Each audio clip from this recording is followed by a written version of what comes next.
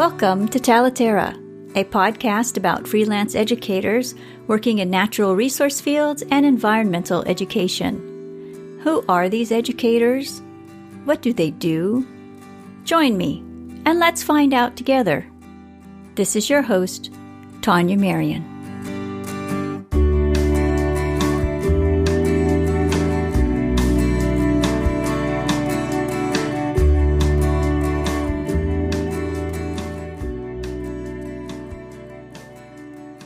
My guest today is Anne Armstrong. Anne is an author, an educator, and a Ph.D. student in the Department of Natural Resources at Cornell University. Anne is also the mother of a 3-year-old daughter who inspires her work investigating how environmental educators communicate about climate change. Anne stopped by to discuss her new book, Communicating Climate Change, a Guide for Educators. What kind of field experiences inspired Anne to write her book? How can environmental educators facilitate conversations about climate change? What types of resources can educators use to develop programs about climate change? Let's find out. Thank you so much for your time today and stopping by to talk about your book. I've read your book, and it's a wonderful resource. Oh, thank you. And it's very practical, it's very digestible, and it really calms my fears and concerns and anxiety about talking about such a huge subject, because it is a huge subject. Yeah. I like to begin my conversations with guests to find out about their own relationship with nature. So, what is your earliest memory of enjoying nature?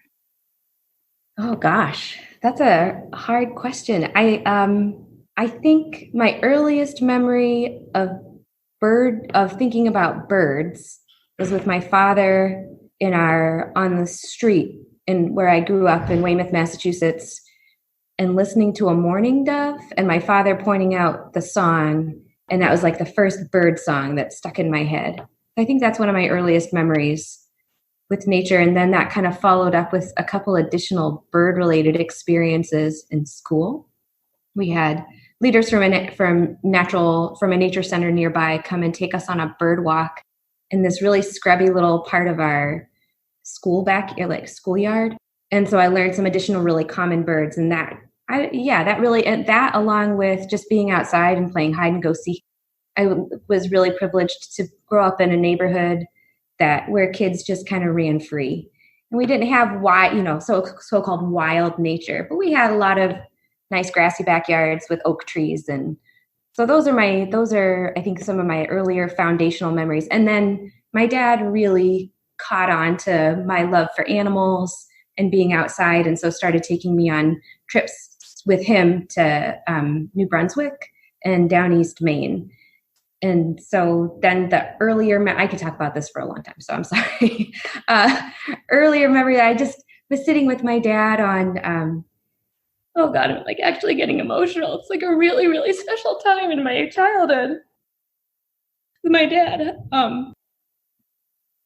sitting on these cliffs, watching guillemots for hours, watching guillemots dive, and sitting there thinking, oh, there's nothing here right now, but sitting long enough so that 5 minutes later a bald eagle is soaring over, and a minute later after that a seal comes by. And yeah, those were excuse me. Yeah, no, don't worry. No, that is a very special time.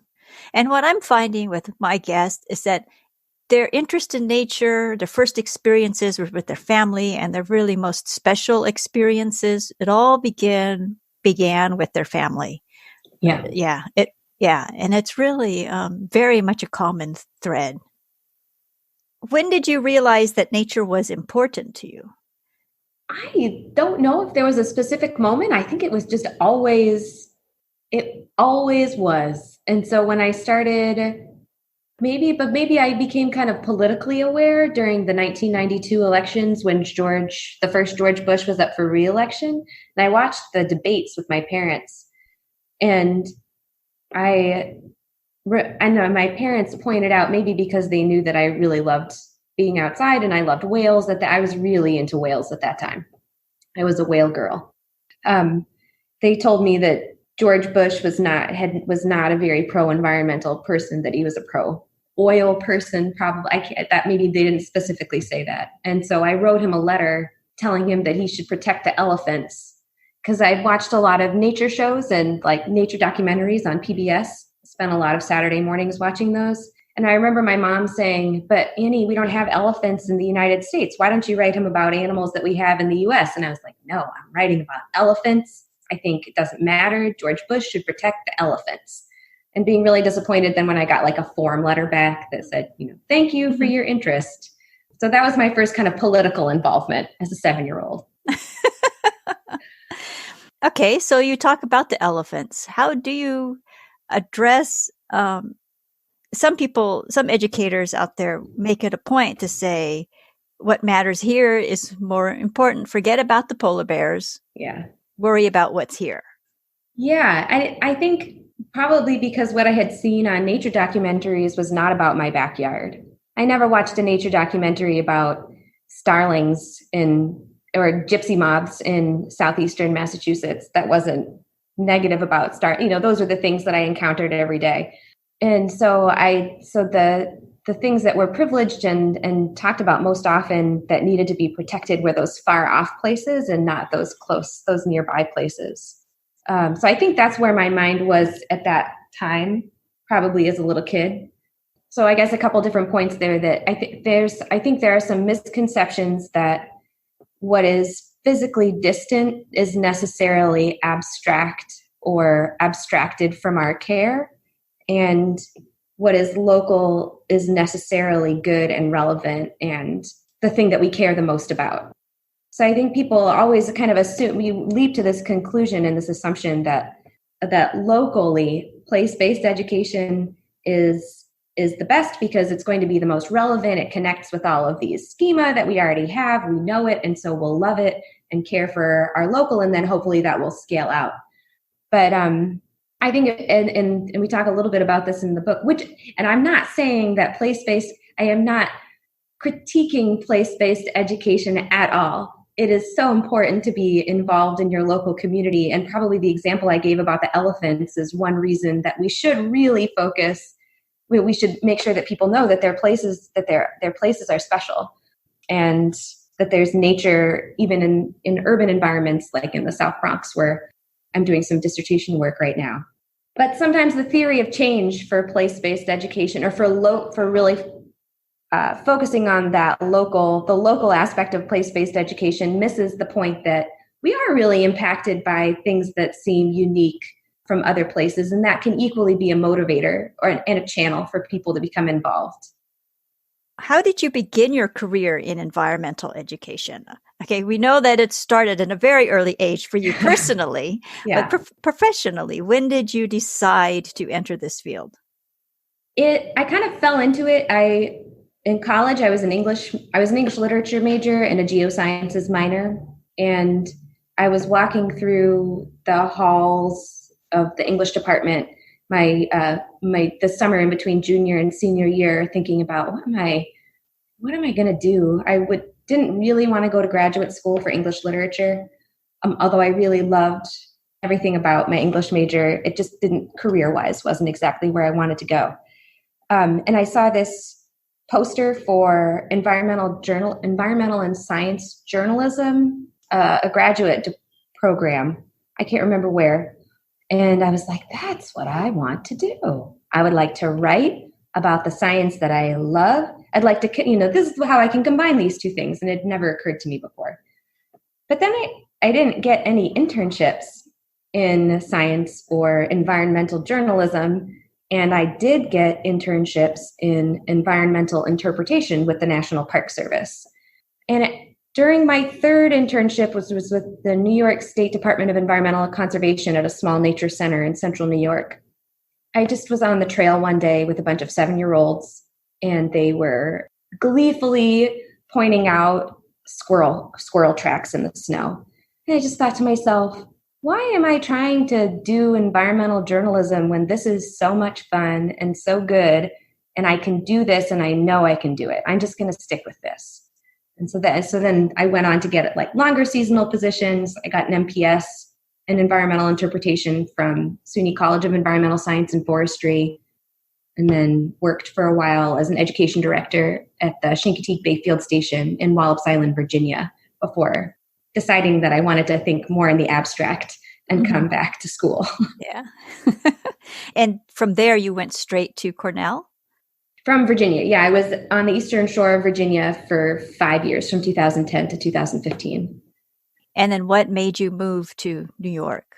I was doing this oyster restoration project in collaboration with this really neat intergenerational nature-based family learning program called Shore People Advancing Readiness for Knowledge, or SPARK, on the Eastern Shore of Virginia. And so it was in collaboration with SPARK and Shippensburg University in Pennsylvania. Shippensburg University was one of the members of our field station, the Chincoteague Bay Field Station, and Dr. Sean Cornell was doing a lot of geomorphology and geoscience and coastal geology work that had involved looking at oysters and oyster spat in Chincoteague Bay. And then fast forward Hurricane Irene and then Hurricane Sandy, and we lost 12 feet of land at a little satellite property of ours in Greenbackville, Virginia. And so the SPARK program and Dr. Cornell's work and our interest in doing something that could be a model for coastal resilience, all combined with this Toyota Together Green Innovation Grant to do some oyster restoration and put in what they're called castles. They're like cement Legos that you put in different arrays that attract, or you hope attract, oyster spat to settle on. Anyway, so looking at this, watching this program kind of move forward, and the positive feelings that it generated among this diverse group of participants that included older adult master naturalists from our local master naturalist chapter, university students from Shippensburg and other universities, our local SPARK families who were pretty diverse given the shore's demographics. I just started thinking about environmental education as a catalyst for community building around controversial topics like climate change, because this was really a sea level rise adaptation project. We did get people who definitely did not think about sea level rise in terms of climate change at our community meetings. And so that's kind of what made me think more about, and then I met Marien Krasny, although she doesn't remember it, at a North American Association of Environmental Education conference in 2013. And I saw her civic ecology lab sign, and that is what I do. And I just kind of tucked it away. And after going a little bit further with the restoration project, started thinking, okay, I'd like to think more about this in a different way and in a different setting. And so I applied to Cornell. Okay, so I'd like to turn attention to your book and some questions that I have to help educators talk about climate change in their programs and to their audiences. Climate change education, as you so clearly point out, is about engaging in a conversation with others that are influenced by their experiences and their values and their worldviews. And when you're in a conversation with other people, you have that many worldviews and values and all that feeding into that conversation. And I'll refer to the values and worldviews as the tip of the iceberg in terms of influences, of items that are influencing that conversation. Right. And it made me think of the iceberg model of culture that I have. I put it in the chat here. I just see that, yeah. And so I learned about this iceberg model in an intercultural competence class that I took last year, a workshop, about 6 week workshop. And after the workshop, I interviewed the instructor, and Claudia Diaz Carrasco is my guest in episode 9 of the podcast. And so in addition to experiences and values or worldviews, you can see on the iceberg other things feeding into a conversation like learning styles and leadership styles and concepts of fairness and all sorts of things, all these moving parts. Mm-hmm. your comments in your book made me think of that and all of these issues. And so my question is, in a conversation where people are not starting in the same place, mm-hmm. and you don't know what the others know, and they don't know what you know, so everyone begins the conversation being right. And assuming the conversation is beginning from a neutral and a considerate and a generous place, what should an educator consider as the facilitator of a conversation? How can they move a conversation forward? And what should they listen for as they navigate a conversation and speak with other people? So I think probably if you're an educator leading a workshop and then starting, and you said people don't know, and you don't know what other people know, and they don't know what you know. So then starting from there and establishing what people know is probably the first step. And I think I've seen this done in neat ways. I know educators are very creative in getting and doing this interactively. And so you can ask people straight out to just tell me what you know about climate change, or what do you think about climate change? But I think what you know about climate change is probably a better question, and have people brainstorm or write. The place that I worked at in Virginia, the Chincoteague Bay Field Station, when I left, was developing a mind mapping activity or concept map activity around climate change, where students who were coming to the program, the first thing that they did was do a concept map of climate change as a group on the whiteboard, to just sort of get out there. Okay, what are our perceptions? What do we know that's factual? What are some of the emotions that we bring to this? What are some of the misconceptions that people have? And then that allows you to see what they know and let them tell you, so that you don't right from the get-go, maybe make people feel uncomfortable. And then you can, draw on specific things that they've said. And if there are those misperceptions or misconceptions about how climate change works, start digging deeper into those with whatever activities you have planned. In climate change education, there appears to be two fronts. One is very hard-hitting and focused on emergencies, mm-hmm. and the other front makes a conscious effort to avoid doom and gloom scenarios, mm-hmm. to avoid, as you so clearly explained, triggering people's terror management responses. And in your book, you suggest educators should build the confidence of the participants in their programs so that they can see themselves as being part of a feasible solution. And you suggest very easy to do activities like biking or using public transportation or walking. And they all make good practical steps, really good, smallest viable steps that people can make. Even so, sometimes in a conversation, there are individuals out there in the world who don't think that this is enough. Mm-hmm. And so how do you respond to individuals who want to engage in conversation about the hard-hitting emergencies and whose mode of communication seems to be always having their voices raised or just always pushing dramatic information in your direction? Right. So maybe I'll tackle the those things aren't enough part of the question first, because they're not, but they may be entry points to other forms of action.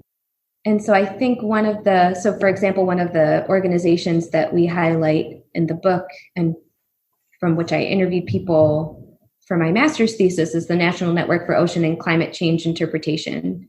And they really focus on community level solutions. So how can you make that biking to work, not just you alone biking to work, but even if it's biking with your colleagues or working with your company to set up a new bike rack to facilitate that process, so that it's a little bit more tackling things on the system level rather than the individual level. And especially, I don't know if I had written this book this year, how things would have changed, and how I would have written it a little bit differently. And so we listened to somebody like Greta Thunberg, who talks a lot about the climate crisis and your house is on fire and it is time to panic. And then we look at how she is really at the forefront of this massive mobilization inspired by those words of urgency and crisis. But there's something about her and her youth that has, I don't know, inspired people like, I can do it too, or I can participate in this too. Even with that climate crisis framing that Greta Thunberg uses, and that we have the Guardian newspaper out of the UK, they now write about climate. They have totally gone away from climate change and they write only about the climate crisis.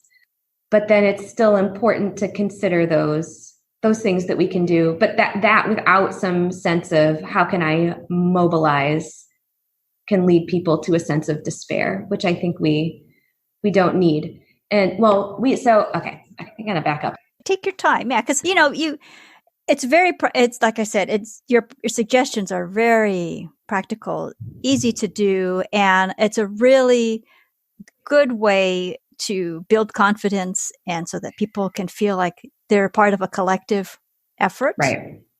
So then as an educator, I guess it's always our job to remind people that it's wonderful that we're now doing these things, and what can we do next? Or how can we build from here? And how can we use our community resources like what we have? And so I teach this massive open online course called Climate Change Science Communication and Action in partnership with Cornell Cooperative Extension and Cornell Institute for Climate Smart Solutions. And so that global group has been really important, I think, in understanding what climate action looks like in different contexts, having a space to kind of grieve about losses that we see and be open about how sad we are about the climate crisis and climate change and what it's doing to communities all around the world, but then also draw inspiration from each other. And so that in education programs, dealing with that mix of space for grieving and yet also space for action is important. And so maybe dealing that person who comes with that loud voice, who is, I don't know, sometimes those people are, we need to act now. And sometimes those people are, it's too late. Why are we even here? Mm-hmm. Maybe acknowledging that the emotion that they're feeling is real, and that many of us feel that weight on us every day. And then maybe ask them to share what they're doing and how can we participate in that, or something like that. Mm-hmm. Okay. That's a perfect segue to my next question. Throughout your book, you recommend that educators partner with educators or people outside of the environmental education field and with all sorts of different parties within their communities. Where do you feel the need for collaboration is greatest? Oh, probably depends on where you are and what the needs are in your particular community. So I've been doing some work in the South Bronx with this organization called Rocking the Boat. And it's like this phenomenal organization. It's a nonprofit where teens come and build handmade, gorgeous wooden rowboats. And then a group of those teens also takes those rowboats out to do water quality monitoring and environmental restoration projects. And so, but one of the major problems in the South Bronx is air quality, because they have one of the largest wholesale fruit markets in the United States. And so they're just diesel trucks coming in and out. It's a very industrial portion of the Bronx. And so they're partnering with public health officials is probably, and public health, and then social justice advocates or social and environmental justice organizations. Those are probably, and maybe wherever you go, these are three critical types to partner with. But yeah, the social and environmental justice organizations and the public health organizations that are all concerned about kind of the same issues and how they're affecting people's lives and the environment. I touched upon partnering and building community when my conversation with Dr. Rupu Gupta from New Knowledge Organization. Yeah. And that was a 2-part episode. We had really good conversation about how to establish relationships and and she shared with us the tool that they use to find out what your collaborators think of, what their perspective about environmental education is. And so that was it's very interesting and very helpful. Was that because she was that the Q sort that they did, the card right. sort? Yeah. Cool activity. Yeah. This is such a huge topic, and your book, you laid out your book beautifully. Let me take a moment to review the book for listeners. The first section, you cover lots of research, the facts of climate change, research about attitudes and knowledge and education outcomes. You also cover the psychology of climate change. You discuss identity and psychological distance and cognitive dissonance theory and all sorts of wonderful things. And then you go into talking about the case studies. You have case studies that you present on how 4 different individuals in 4 different learning environments teach about climate change. And then you also have, which I found very helpful, is your hypothetical, your fictional educators their stories that you carry throughout the book. How did you come to the format of this book? Because there's a whole bunch of references, citations, literature cited. How did you manage a major topic, all the references, and then put all these different stories in there? Yeah, I think it was a combination of so I had just left a nonprofit job, and all of a sudden I found myself as a graduate student in an office where nobody came to bother me, and where I could just sit and read and write all day. And I happened to come into an appointment under an EPA grant called Capacity that Marien had in affiliation with in partnership with North American Association of Environmental Education. And she was at the tail end of this grant cycle and was interested in putting together a series of legacy products. This is kind of the history of the book. And she wanted one of them. They had run a climate change education online course, and they had done this really wonderful climate change community fellowship through the Capacity grant program. And so she was looking for some kind of legacy product that would sort of wrap everything up. And I just started a literature with my own interest in climate change, having been worked on the sea level rise adaptation projects in Virginia, and just jumped right into looking at climate change education, and just found myself kind of overwhelmed, but also really interested in the climate change communication and environmental psychology literature, thinking like, wow, I could have really used this as an educator, and I had no idea that this was out here. And as we were developing the series of legacy products, Marien suggested to another one of the people who was working on this, Phil Silva, that he do a series of vignettes. And so I was like, I'll incorporate that. That sounds cool.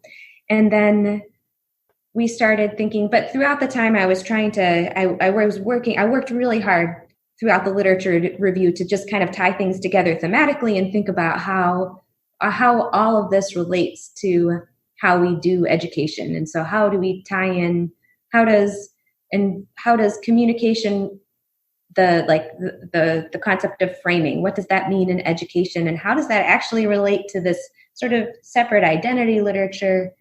How can I put this into an educator's framework? And so that's when we kind of got to Martha Monroe and Susan Jacobson's really nice program development cycle, kind of tacked applied the climate change communication literature to that, and started thinking about how everything fits together. So I think I even have a presentation where I kind of mapped all of this out starting in October, my first year here. And it just snowballed from that. And maybe the tying the vignettes in throughout the book, I believe that was a reviewer comment when we sent the book out for a review. And that was really helpful. Yeah, it is the most readable book or a reference that I've come across, because there's lots of literature out there, of course, as you well know, and some of them there's good points. It's, oh, that's interesting, but then you put it down, and there was so much in there that it doesn't stick with you.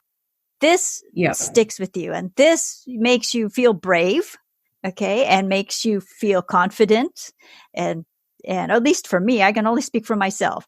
So I know I can always refer back to it and say, okay, I remembered this here. So let's refresh my memory. I can do this and go back to it. Yeah, I'm so glad. It's very good. It's a wonderful book. How long did this take? Because your book was published in November of 2018. Yeah. So I started the literature review in 2015 and then had a draft of the book by July of 2016. And then I had a baby, and I think we sent the book out for its first review in January 2017. And then the next December 2017, I finished my master's thesis and wrapped up all of the reviewer comments New Year's Day. Well, I wrapped up all of the reviewers' comments New Year's Day 2018. So it took, and then there are some, further edits from there, but the writing process was not quite 3 years. Yeah, that is still, I think it's fast though, considering all of the resources that you went through to tell your story. Yeah. I think it actually points to one of my, it's the thing that I do well as a graduate student is reading and synthesizing. And the thing that I'm not so fantastic at yet is planning my own research. I'll read other people's. Yeah. Maybe you don't put that in there. Okay. So you've built this wonderful tool for educators. So how can educators develop a program about climate change? What should they consider when developing a program? So I think in the first, so the first thing that you always want to consider is, okay, who am I actually giving this program to? What do they already know? And what do I want them to know? What are the goals of the program? Am I trying to build literacy? And how am I defining literacy? And then, or are we actually going to mitigate climate change in some way with this project? Or are we building self-efficacy and it happens to be that we're also talking about climate change? So really thinking about what you want to get out of the program and then what people already know and what they might want to get out of it. And then kind of going from there, thinking about what activities would support that, what resources you already have, what activities you already do that might be able to be revamped, and then looking for other resources and new things that would work well. And then of course, always monitoring and evaluating. Yeah. Okay, what worked, what didn't work. In my audience, there are independent educators, freelance educators, and they aren't necessarily working at a fixed location. And so the audience changes, the settings changes, the interaction changes. When their interactions are brief, and in these types, in settings that are described as free choice learning settings, where choice and control are with the visitor, how can these independent educators address climate change? And because I think about the interactions can be so brief, and of course I know it depends on what they're there for in the first place in that setting.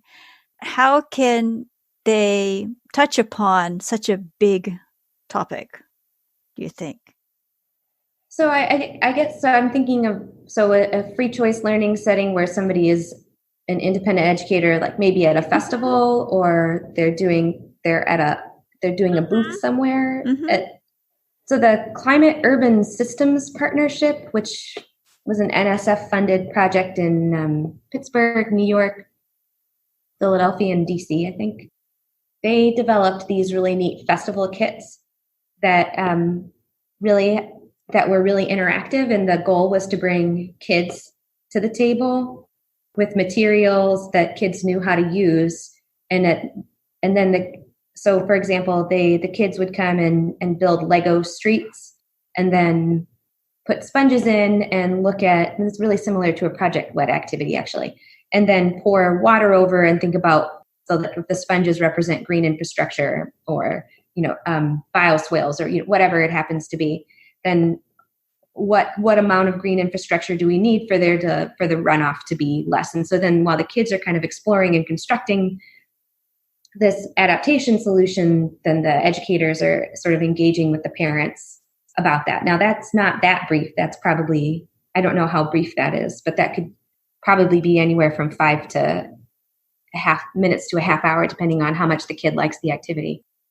But I know the National Network for Ocean and Climate Change Interpretation, since they work a lot with people, or the people who they trained were educators and interpreters in zoos and aquariums, who often also have those, I've got 5 minutes to make my message. And so they really focused on that, like a couple sentences of, okay, why is this happening? The sentence something about what we can do about it, and then here's what you specifically can do about it. And then they developed a series of metaphors that had been tested by the Frameworks Institute to make climate change just really kind of quickly and easily understandable to somebody who didn't know all that much about it. I guess that doesn't get to the political aspect of this, which is you don't know if you're in a free choice learning environment, you don't necessarily know what it's harder to anticipate. But at the same time, at least at zoos and aquariums, and from what I heard from the CUSP people, most people who came to their booth kind of self-chose and were open. Yeah, exactly. And the CUSP acronym is Climate Urban Systems Partnership. They worked with Carnegie Mellon. I think Carnegie Mellon was the lead academic institution on this NSF grant that funded that project. Mm-hmm. You wrote this with educators in mind, and I was wondering if you wrote one for parents or for children, what would you change? Well, I don't know if I'd write a climate change communication book for children. If I wrote something for children, then it would probably be all about something about why climate change is happening, and then what some people are already working on with youth, especially highlighting youth activists and youth organizations like the Alliance for Climate Education, Alliance for Climate Education, but also figures like Greta Thunberg. And then I think, since there's an article that came out recently that has all of these other youth activists.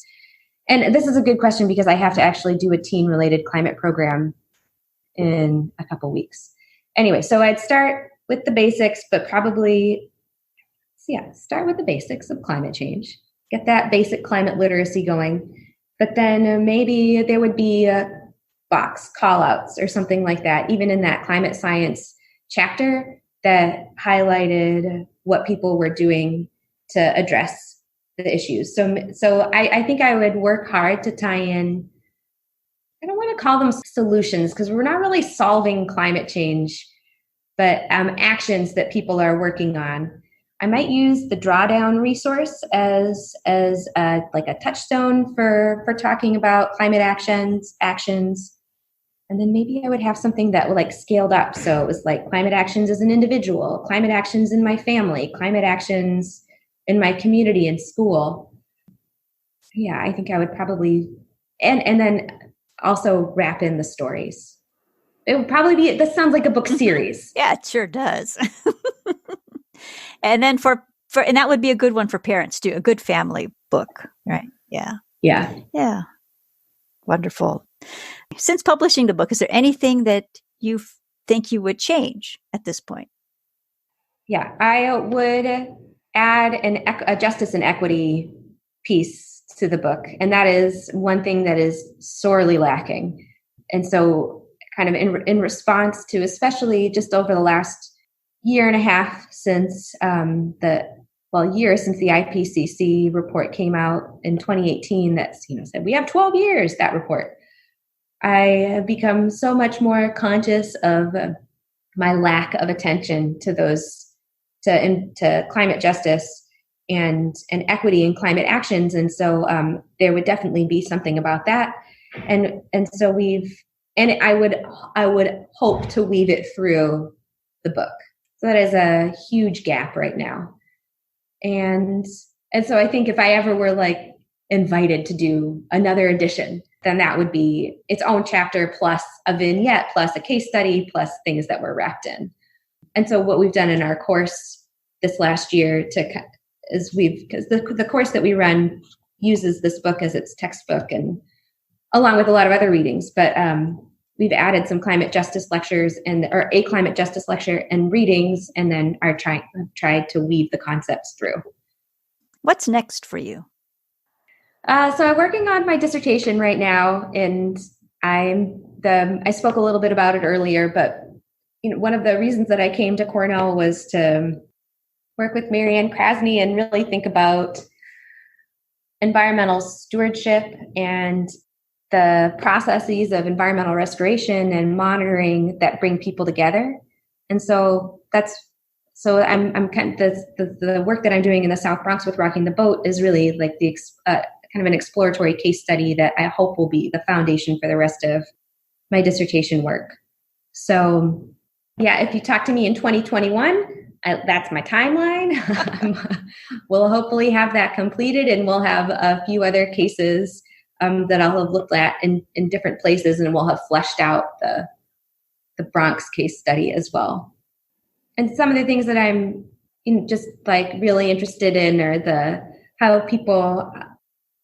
the places that people are in, like the material nature of those places, so the dirt and the water and the tools that they use for water quality monitoring, how all of those affect the social interactions that they have, and how all of that ties together to build cohesion. Mm-hmm.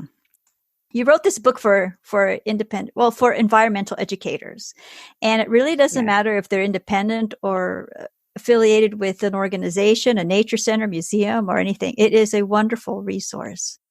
Thank you so much for your time this morning. I so enjoyed speaking with you. Oh, thank you so much. Thank you. I really appreciate, and I wanted to, before we sign off, I just wanted to acknowledge my co-authors, Marien Krasny and Jonathan Schultz, for the work that they put into the book and mentoring me, and to Marien in particular, and telling her first-year grad student that she could write a book, and like giving me the space and the opportunity to do that. Not all advisors would be second author on a grad student's book. Mm-hmm. Yes. They might be first author. Yeah. And she's been so wonderful, and she's just wonderful.